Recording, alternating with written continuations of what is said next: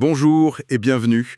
Aujourd'hui, on va s'intéresser de près à une figure politique qui a beaucoup fait parler ces derniers temps, Jordan Bardella. On a regardé pas mal de choses, des sources biographiques, des articles, pour essayer de comprendre un peu son parcours qui est assez fulgurant, on peut dire. L'idée, c'est vraiment de décrypter sa trajectoire, son profil. Alors, on y va? Oui, tout à fait. C'est une personnalité intéressante parce que son ascension a été très très rapide et aujourd'hui il est à des postes vraiment clés. Président du Rassemblement national, le RN, et puis tout récemment président du nouveau groupe Patriotes pour l'Europe au Parlement européen.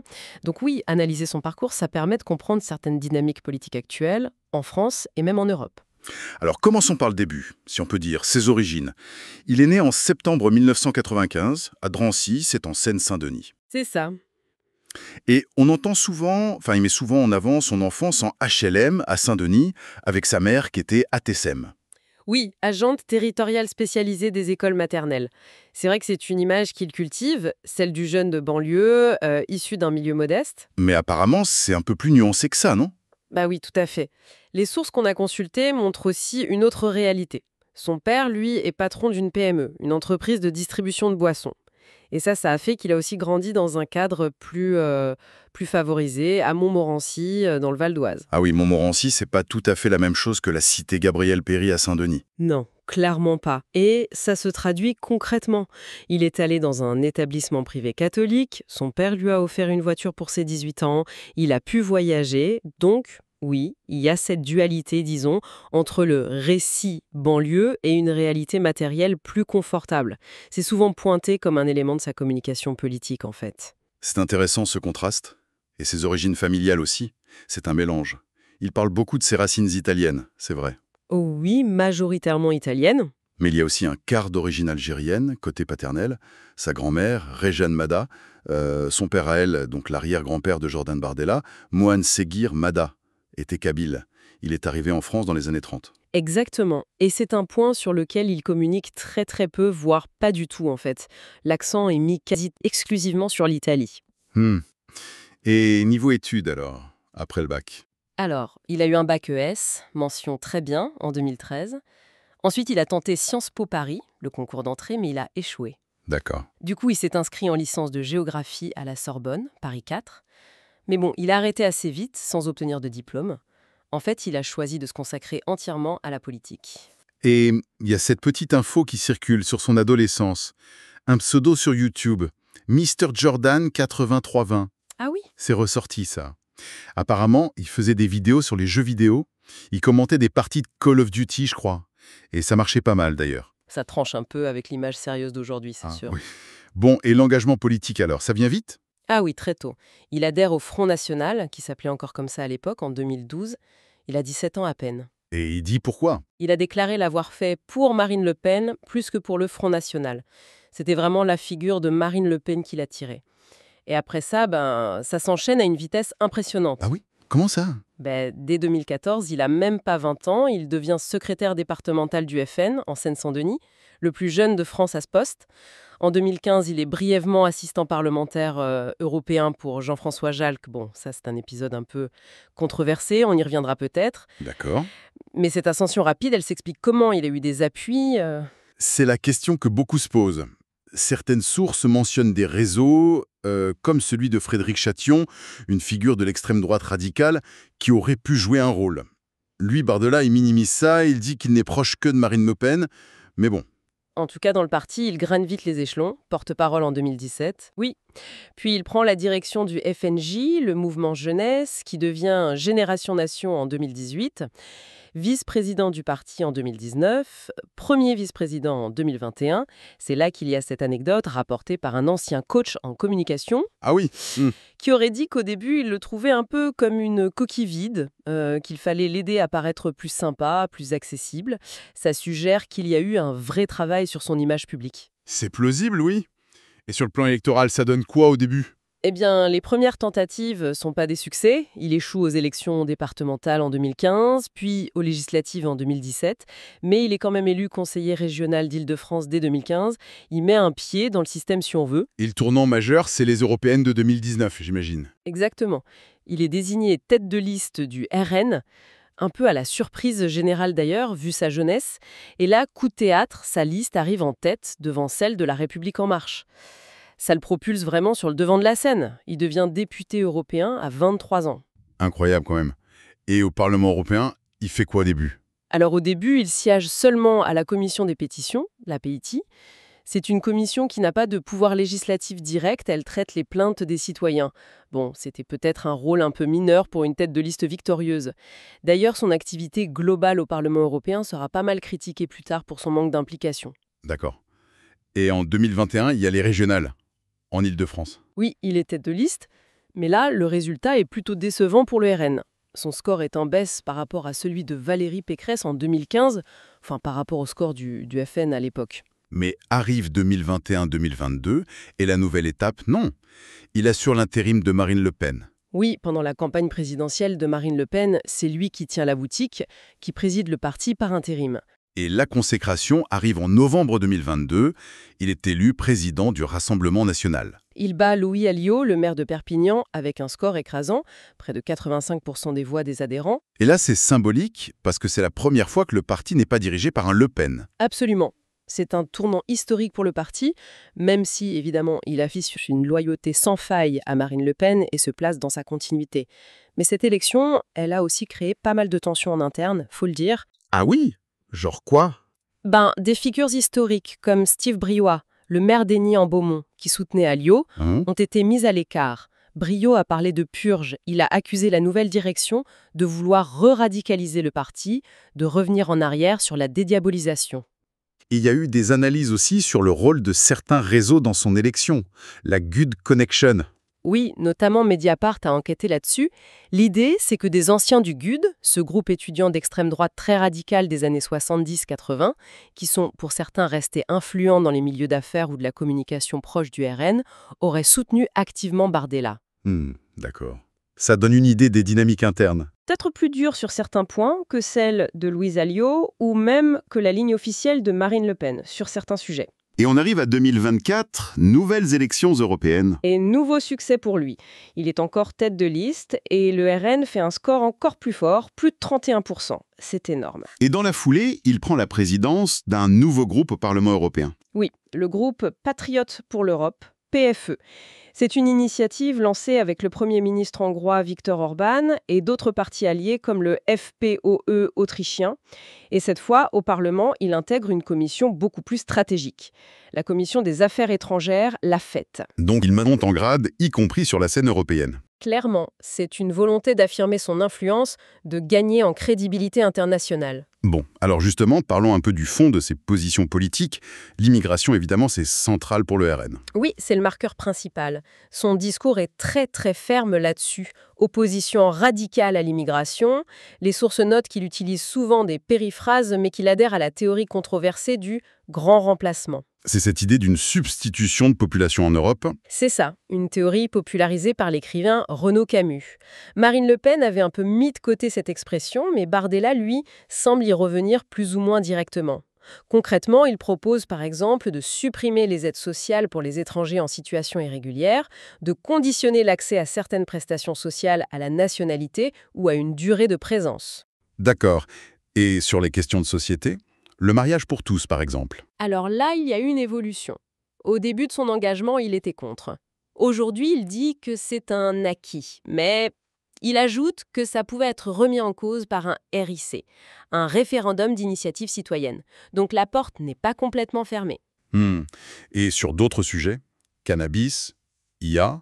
Il s'est dit favorable au cannabis thérapeutique, mais contre la légalisation pour un usage récréatif. Et plus récemment, il s'est montré inquiet face à l'intelligence artificielle, comme ChatGPT. Il a même parlé de l'autre grand remplacement, une formule assez forte. Ok. Et l'économie? Quelle est sa ligne? Traditionnellement au FN. Il défend la baisse des impôts de production, la CVAE, la C3S. Il a même salué la baisse de l'impôt sur les sociétés faite sous Macron. Il est pour le RSA, mais conditionné à 15-20 heures d'activité par semaine. Et il y a eu ce gros débat en juin 2024 sur la réforme des retraites. Ah oui, le revirement.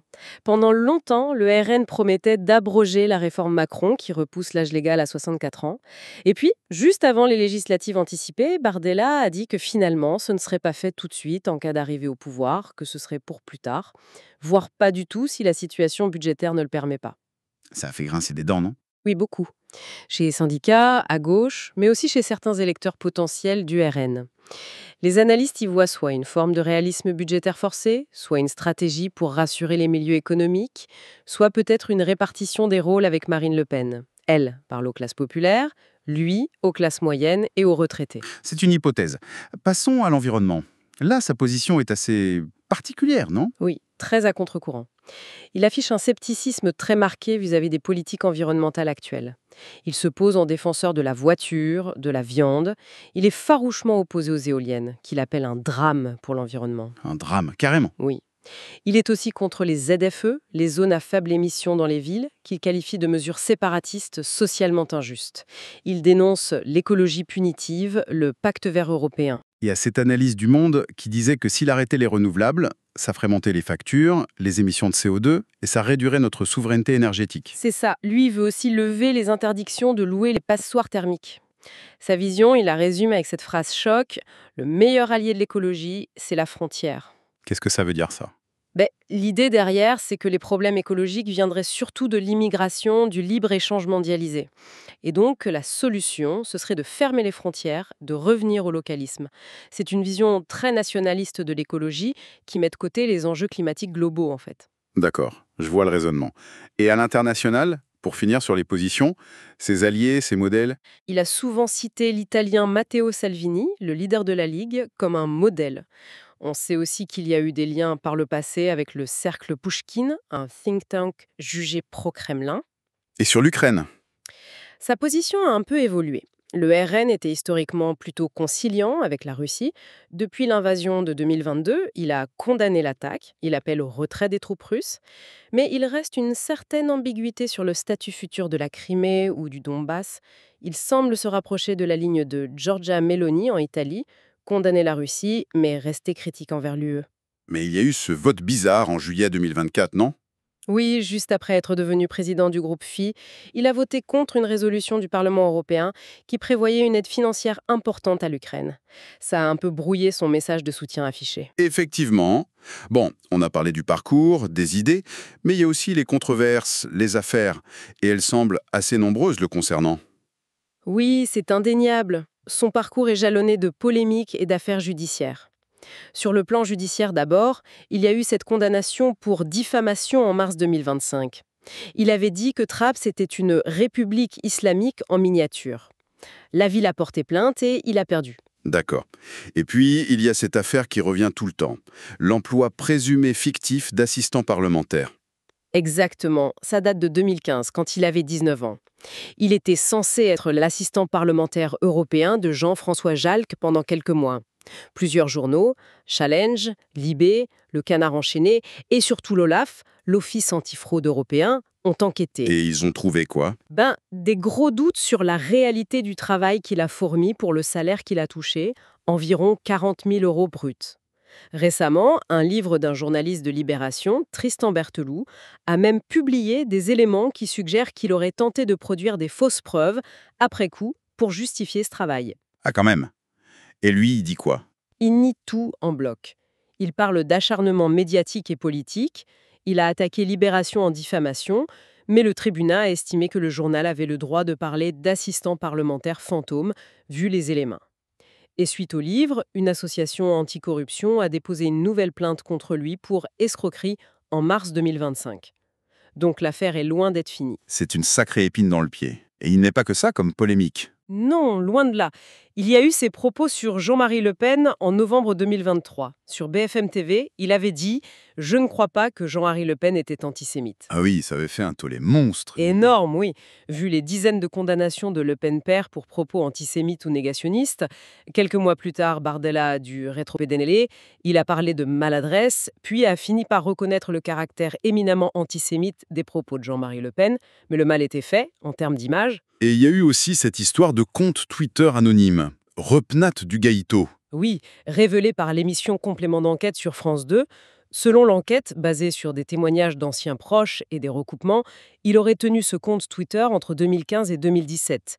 Et sur ce compte, il y avait des messages carrément racistes, homophobes, des insultes contre des journalistes, des opposants. Et il suivait ce compte Marine Le Pen. Oui, jusqu'à la diffusion du reportage, elle suivait ce compte anonyme.